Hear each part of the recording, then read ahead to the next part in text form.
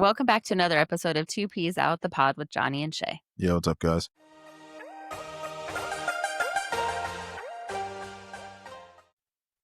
Welcome to another episode of Shay and Johnny. Whatever. Two Peas Out the Podcast.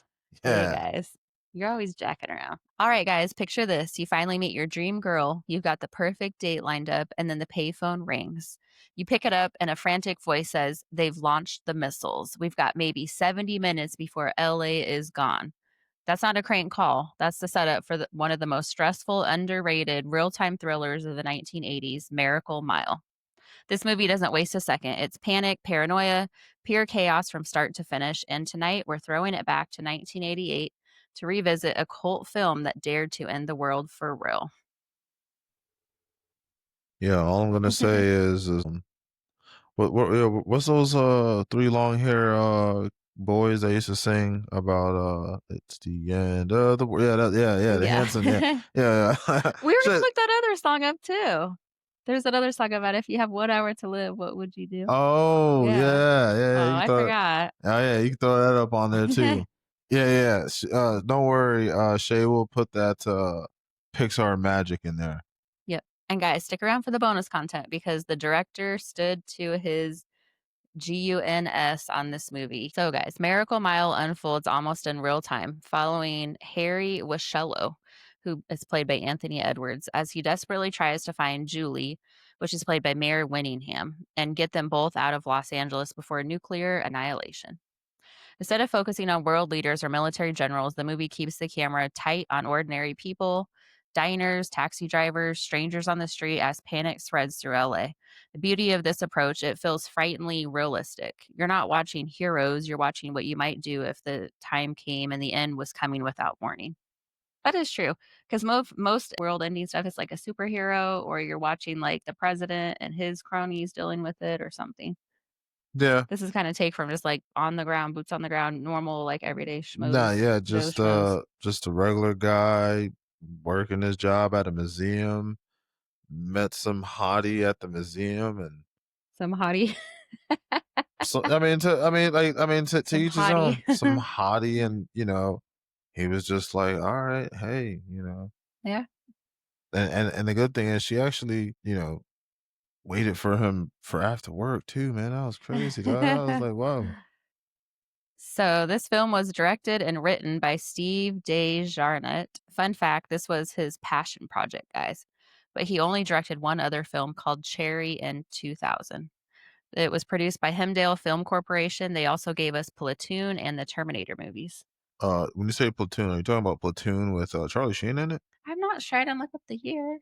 Oh no, I was just I can just go asking. look it up for you. No, because I heard Platoon, so I was like, oh wait, is that with Charlie Sheen in it? Because remember we were watching Well, the I'm sure if it's around this time period.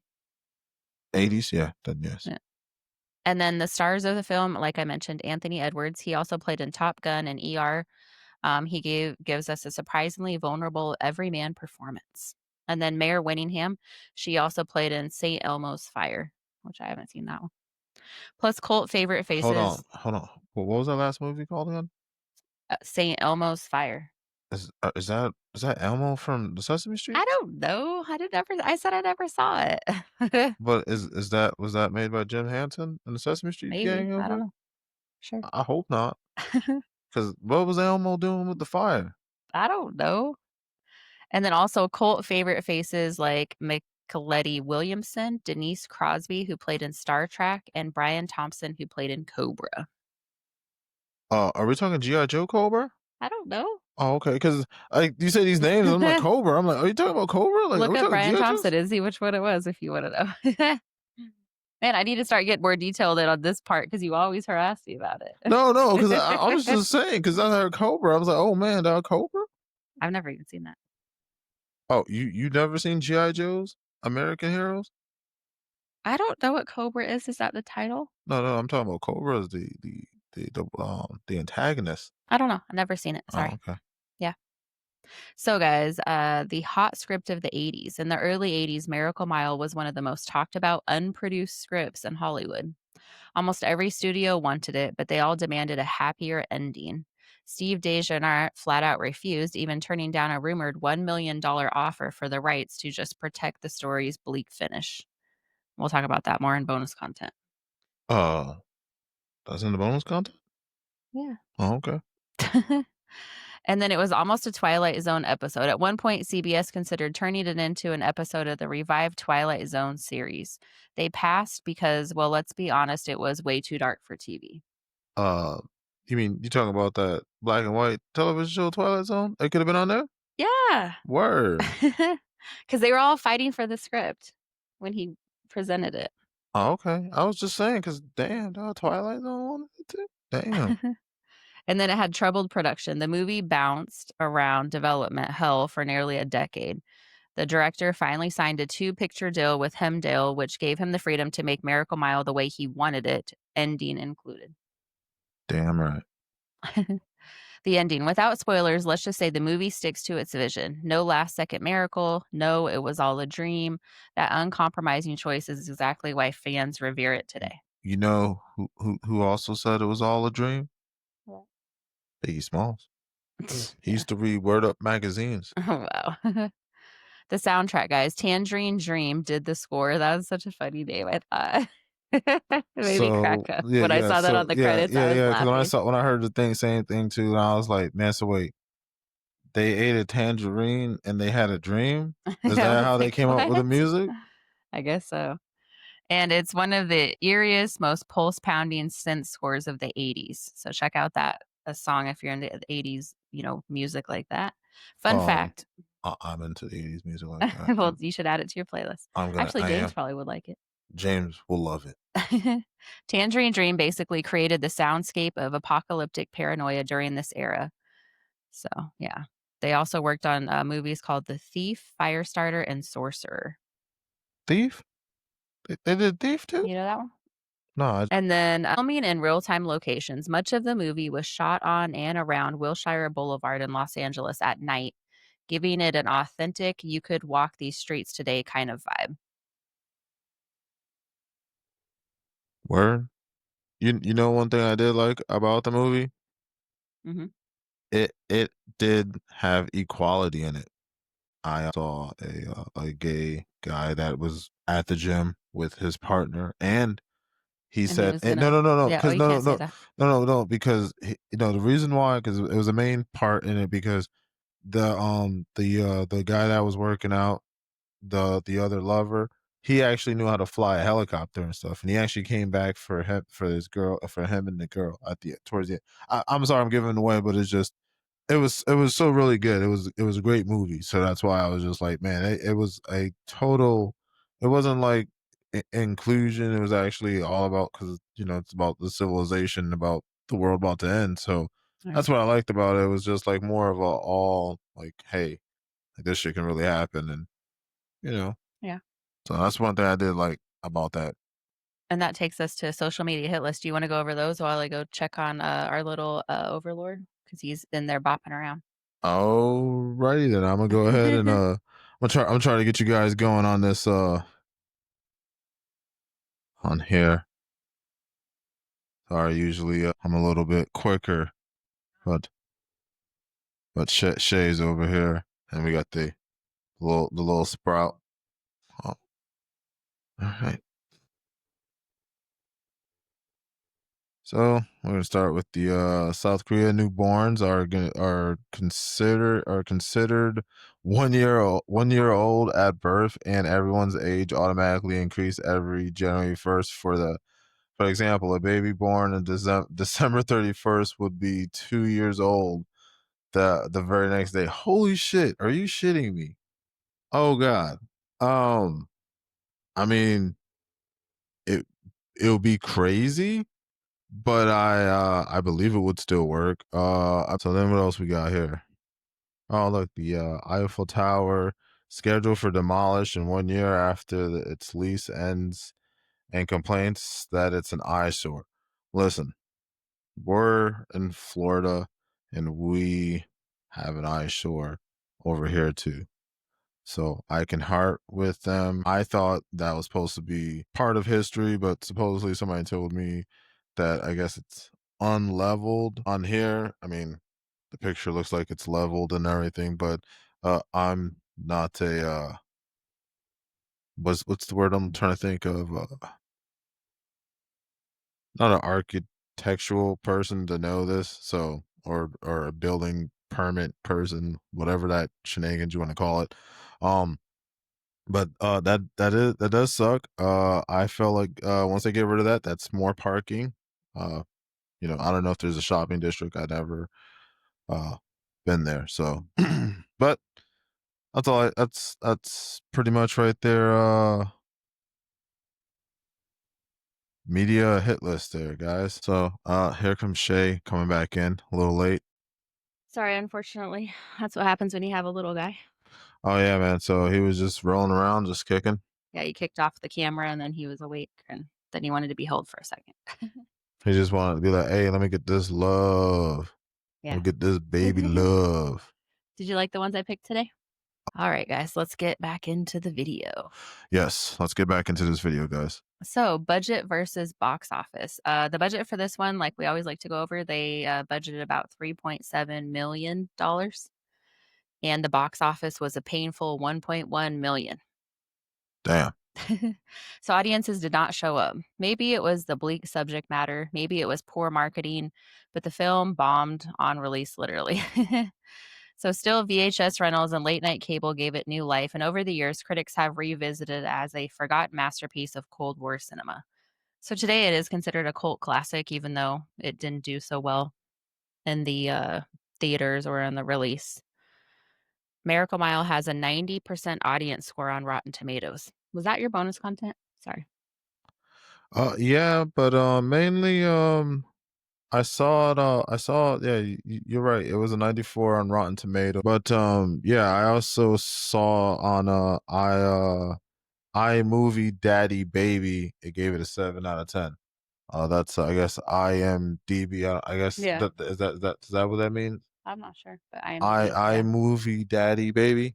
I don't know if that's what I it don't. stands for. Maybe we should know that, but I don't know. Yeah, I don't know that, but I just wanted to give that score for it too because it was pretty good film, man.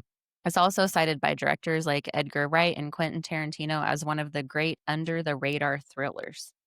And we were talking about that, whether it's a thriller or horror or what you said? I said dystopia. Oh, dystopia, yeah. I So I guess it's classified it under. considered a thriller, but Johnny kinda said, "Oh, it's a dystopia." Yeah, I would classify it as a dystopia. If I had a library of movies behind here and they were like, "Hey, man, I want something that's a dystopia." Oh well, you're like America Mile, man. Say But, America Mile? yeah, I did. I sure.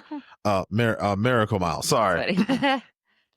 So it's often called the best apocalypse movie you've never seen. So, just to give you kinda that. And maybe that's part of the charm. This isn't a Hollywood blockbuster. It's intimate, sweaty, and terrifyingly possible. Sure. So it gets sweaty in there. I mean, it doesn't even have to be like a nuclear thing, but just end of world, I think they did a good job on kind of what would happen if panic set in, you know? Have you ever seen was it Day After Tomorrow? Not sure. Maybe. It's like I think New York freezes over or something like Oh, the whole yeah, I think so. Northeast, and then think Florida gets hit with like a massive amount of hurricanes, like just disaster, like all over. I guess the world, pretty much. Yeah. No, I mean, yeah, that's the thing about the movie is it's like we said, it's, on the ground, on the street basically of what would happen for, like, normal people that don't have, resources and the government and all that stuff to run and save them. But the cool thing is I loved how the owner of the establishment, the diner, he kind of like knew people, which is pretty cool because I think one of the girls was may have dated like an ex-military person and kind of got intel and stuff like that. So that's how they Right. were able to kind of kind of be prepared a little bit. And I Mhm. mean, he actually went to the right diner. Yeah. Yeah, so actually worked out for him. So, of course, guys, there's no sequel to this one, which Johnny loves. He hates sequels. No, I'm just kidding. Yeah, I'm like Walt Disney. Uh, well, the hate of making sequels, pretty much sequels. Yes. And then no remake. Though with today's streaming obsessions with the apocalyptic thrillers, don't be shocked if someone digs this one up. But the movie's influence can be spotted in later films like Cloverfield, and that was a real-time urban panic film. Did you watch that at all? Yeah, it was a lot of shaky cameras. I myself personally would rather watch the Blair Witch Project. Mm. I felt like that right there really kind of scares me. Actually, you know what, Shay? You know, Oh, they're t- making a number 2 to that, right? Blair Witch? something like Oh, that. It's in the realm of the story of the Blair Witch, yes. Which we will be doing the Blair Witch, because it is October, ladies and gentlemen. So we will be doing a Blair Witch project in just a moment soon. Because it's gonna be Fridays. We will be trying to also put a couple of Halloween movies because I think there's only 4 Fridays in a week. month. Right? Also a film called Southland Tales, which was an LA apocalyptic film. They think they kind of, got the idea off this one also. And another one called Last Night, which was ordinary people facing the end of times. So just a bunch that kind of riffed off this movie. You know, it was actually pretty good. That's also a dystopia Have you type. seen it? No, Oh, I was saying what is another good one is Escape from New York and Escape from LA. oh, I'm not sure if you ever seen those. I mm-mm, believe those were with Kurt Russell, I believe. I haven't seen it. But I guess living in either of those cities, if end times came, it probably would be a real problem. Well, it was Escape from Manhattan, I believe it was called, or New Yeah. York or whatever. I think it's called Escape from New York, but don't quote me on it. Well, you'll throw it in there. But what it was is they made certain part because you know how like island has different boroughs, so they made one particular island set for all criminals for like the Northeast or anything or anyone like in New York. So they have like their own compound of an island and stuff, and you just have them duke it out pretty much, which worked out pretty good. So that's the same thing what they did with Escape from LA because they California broke off the United States, so they just made that whole California into a prison, pretty much. Yeah.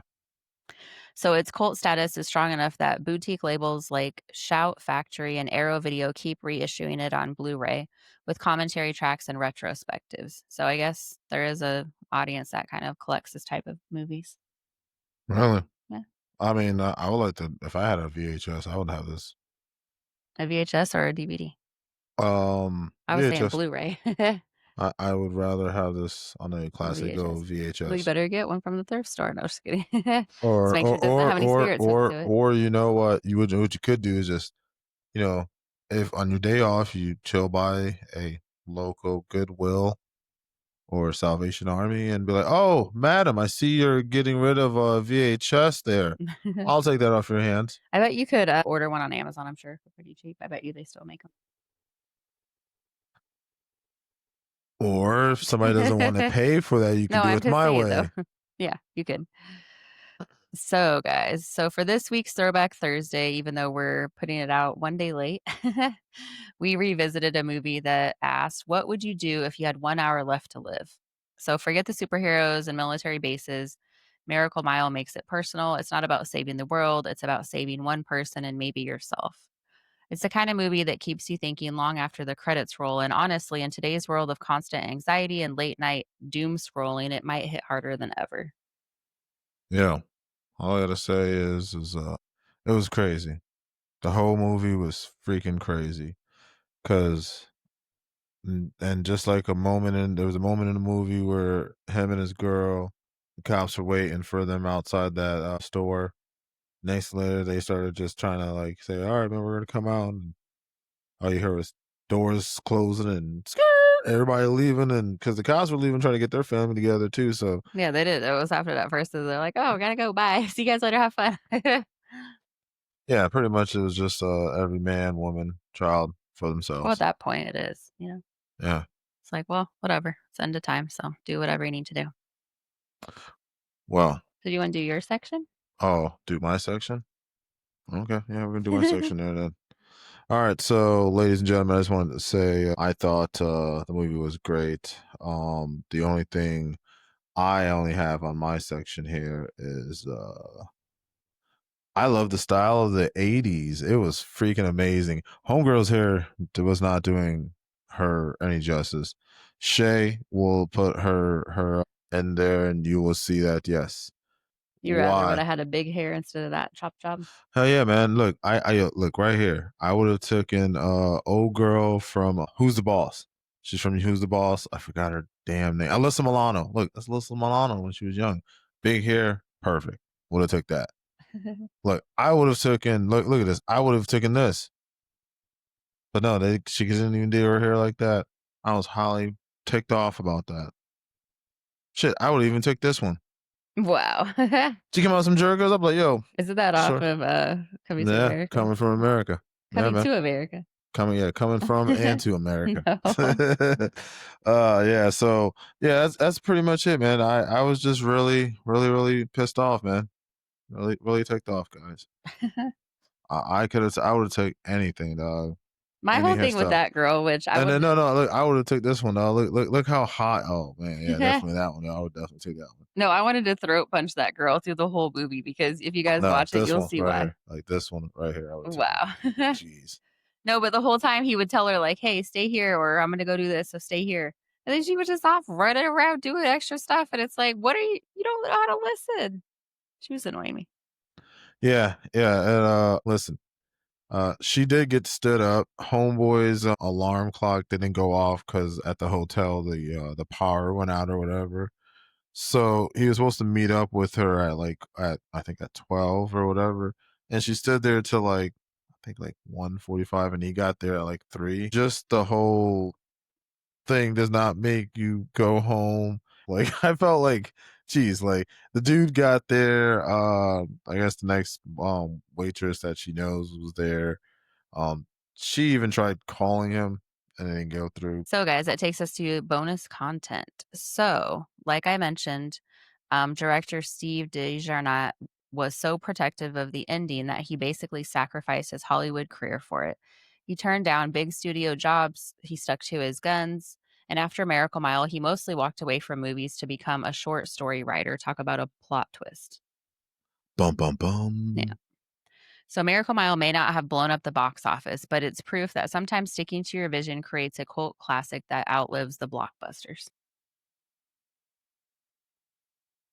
I got nothing for that, man. I mean, other than it was a great film, and I mean, Well, they wanted like the problem when he put the scripts to everyone, they wanted like a rosy ending because they didn't think people would like it if it people want kinda like the hero to the one to win in the end, I guess.